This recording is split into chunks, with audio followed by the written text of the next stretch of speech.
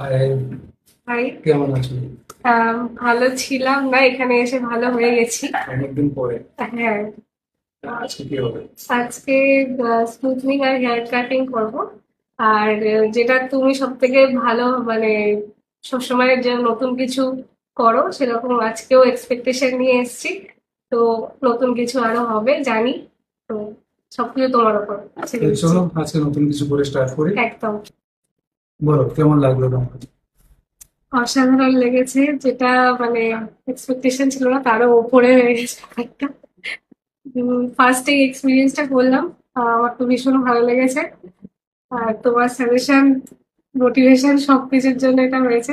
তো অনেক thank you তোমাকে। পছন্দ হয়েছে? ভীষণ। Thank you so much.